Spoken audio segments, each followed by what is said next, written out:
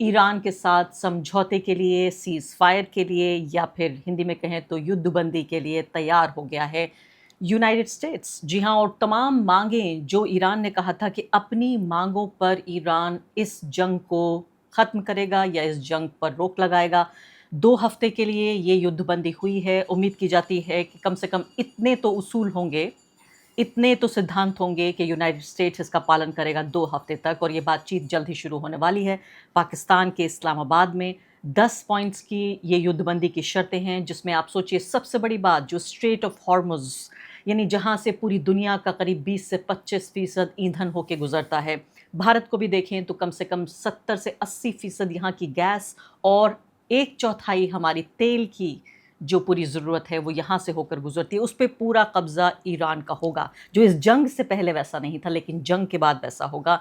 तमाम तरह का अग्रेशन, तमाम तरह के हमले बंद हो जाएँगे और भी कई बिंदु हैं इस बात के जो मैं आपको अगले कुछ मिनटों में बताऊँगी। लेकिन इतिहास के इस लम्हे को जीने के लिए मैंने आपके सामने फ़िलहाल दावत दी है एक बहुत ख़ास मेहमान को, भारत के जाने-माने इतिहासकार सैयद इरफ़ान हबीब साहब। बहुत-बहुत शुक्रिया बहुत आपका कि शुक्रिया। आपने इसी दिन आके ये बातचीत की। कैसे देख रहे हैं आप इस दिन को?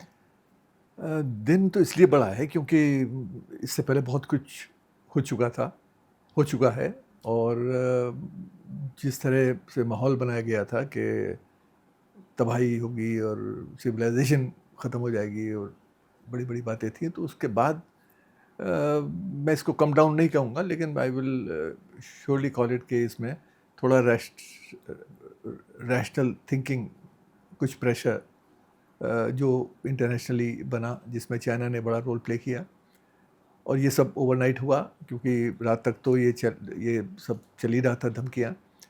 तो उसका असर ये हुआ कि कम से कम ट्रंप जैसे इंसान को, जिसको अपने मुल्क के लोग ऑलमोस्ट इंसेन कह रहे हैं, और वो ये भी कह रहे हैं कि ये बड़े मिसफॉर्चून है मुल्क का कि ऐसे मौके पर ऐसा राष्ट्रपति उनको मिला जो ये सब उनके साथ, उनके मुल्क के साथ, उनके मुल्क की इकोनॉमी के साथ, उनकी मुल्क की रेपुटेशन के साथ एक खिलवाड़ कर रहा है। तो उस पर भी एक रोक लगा है। तो ये अमेरिका के लिए भी अच्छा है कि जो नुकसान हुआ वो हो गया।